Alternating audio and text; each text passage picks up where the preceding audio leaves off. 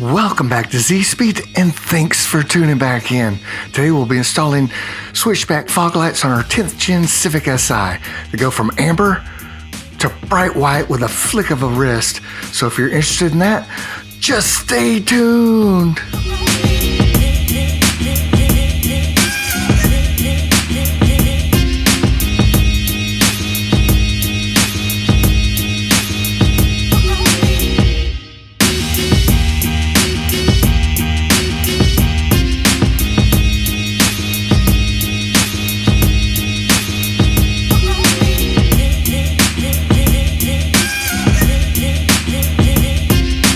So we're placing these on a 2017 Honda Civic Si running OEM halogen bulbs. This will not work on an HID or LED setup, so make sure that your car is running OEM halogen bulbs, otherwise it won't work. So let's go ahead and open up the box and check it out and see what we got inside. We've got two nice LED bulbs, fans included with these bulbs to keep them nice and cool. And we've got two external drivers that actually put off quite a bit of heat, so we'll have to mount these to a metal surface so we won't have any problems with overheating, fire, or melting plastic or anything like that. We don't want that going on. And basically, you just plug this LED bulb into the external driver, and you plug the external driver up into your harness, and it's a plug-and-play system.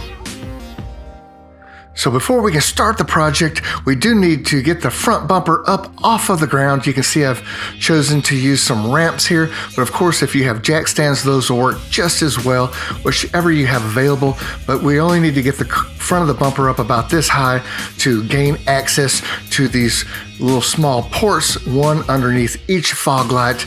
And it's very simple to open these up, and then we'll have access to the fog lights.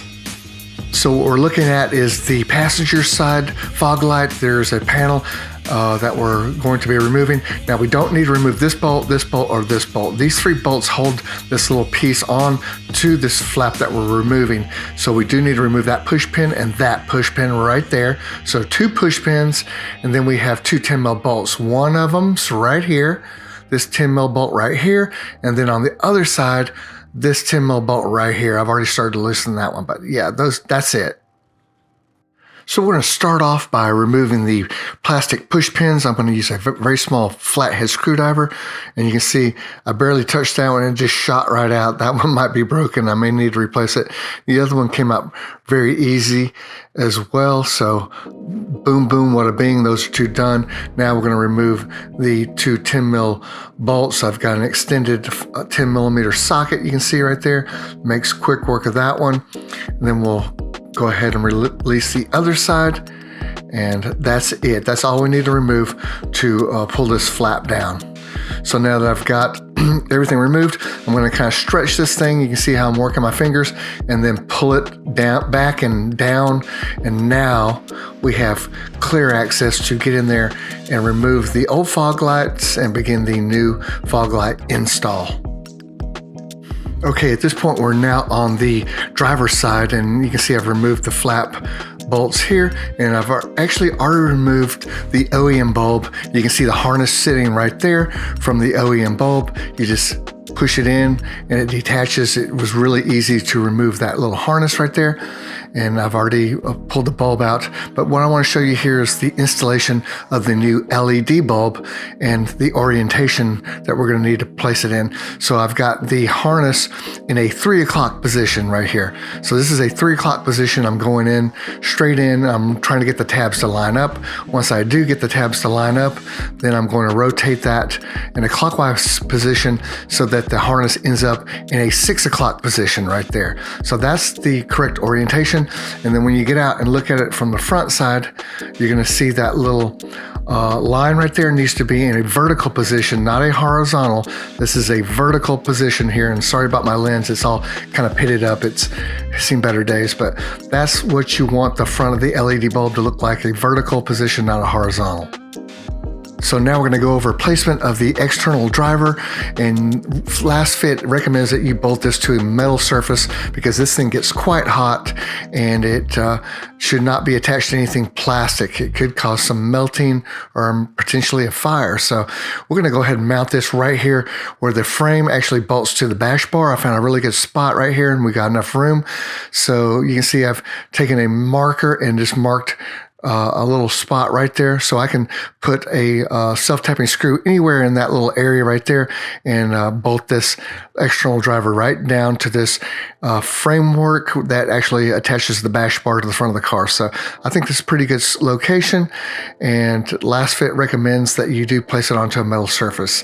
So now what we're going to do is actually just drill a very small guide hole and then place a self-tapping screw right through here and just bolt this right here. So it's not too bad. Getting a drill in here will be probably the most challenging part. Now, as far as drilling a hole in this area, the obvious choice here would be the Dremel. It's much smaller and easy to maneuver in a small, tight space that we're working in, but I was able to use a full-size drill. So if you don't have a Dremel, don't worry, you can use one of these. It's definitely more difficult than a Dremel, and it's much easier to maneuver a Dremel in that tight space. But yes, I was able to do it with this, and I don't know why I didn't use the Dremel, but I just toughed it out and used a conventional drill and got the job done. So either one's going to work here, but the Dremel's the much better choice in this situation. So I've already drilled a hole and I couldn't film that because of the metal shavings. I didn't want that to get into my camera, but yeah, there you go. You just put the self-tapping screw right in to your guide hole and that thing is now nice and sturdy and in a safe area onto a metal surface.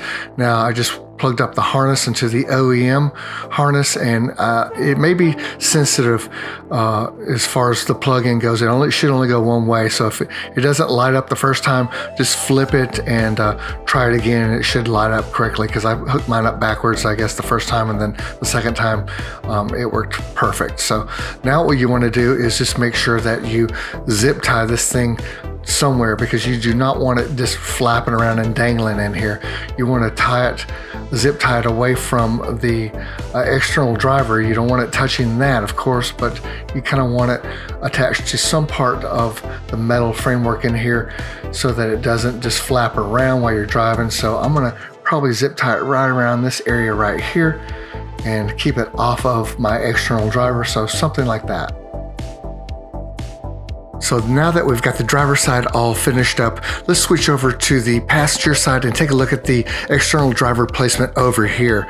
Now this side is definitely going to be a little more challenging than what we just did, and mainly because we have a lot more going on this side. We have the reservoir for the window washer right here, and you can see I essentially placed the external driver in pretty much the exact same location, but I had to get around this window washer reservoir right here. So that was definitely a little more challenging, placing it in here.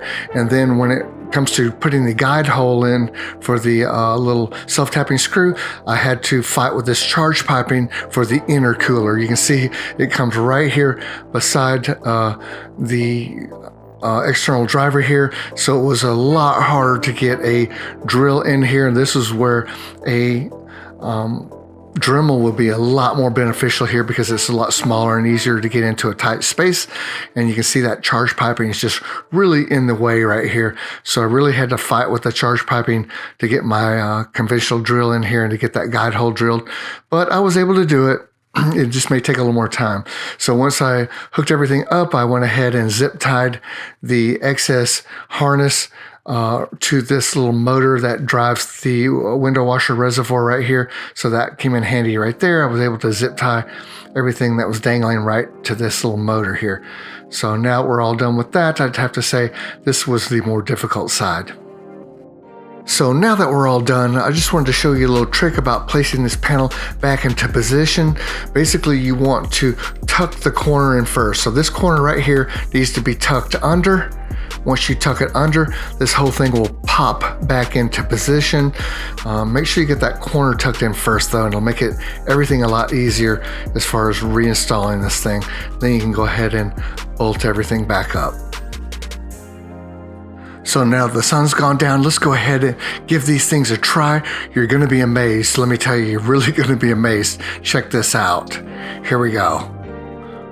Bright white. Flick of a switch, amber. Incredible. Some of the best looking fog lights I think I've ever seen. LasFit knocked it out of the park on this one. I highly recommend them. This is how you're changing them back and forth. You're just flipping the switch back and forth. It starts off with bright white, and then when you flick it, it'll go to amber. Just that easy. So if you're wondering if I would recommend LasFit to replace your high beams and your low beams as well, I would definitely 100% say yes. I'm not sponsored by these guys any way, shape, or form. Now, I just bought these on my own, and I just would highly recommend them. They're super bright, some of the best looking LED lights I've ever used. And I would make a video on how to replace the low beam and high beam, but there's no need to, because look at how easy and simple it is to access these lights. Right here, I've already swapped these out. You can see these are both LasFit high beam and low beam, but you can get your hand in here so easily. Just twist it out and put your new one in, hook up your harness. Now, I did zip tie the excess harness again out of the way, but yes, super simple to change out your high beam and low beam, and would I recommend it 100%? And I'm not sponsored, like I said. So yeah, these are great bulbs for your high beam and low beam as well. And let's not forget about the interior lighting. Once again, LasFit just really knocks it out of the park with these LEDs for the interior lighting. This replaces every bulb in the Civic Si or whatever model you're running. These are the L-T10. These things are super bright. I mean, I've never really seen an interior lighting bulb that looks as bright and clear as these do. So I would highly recommend these, and I'm gonna show you what they look like on inside my Civic here. So let's take a look inside, and I've replaced all of the interior lights in here with these LED bulbs, and you can see that they're just super bright and clear. I mean, it almost looks like daylight inside the cabin here. You can see every single detail, even in the back seat, is super bright. I mean, these things are just amazing, so I would recommend them. And also in the trunk, I've replaced the one in the trunk, and look at that. Once again, daylight back here. You can see all your groceries or whatever you're putting back here. Super, super bright. Would definitely recommend these as well.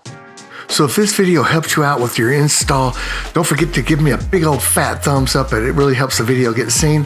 And until next time, you know what to do. Just keep on repairing.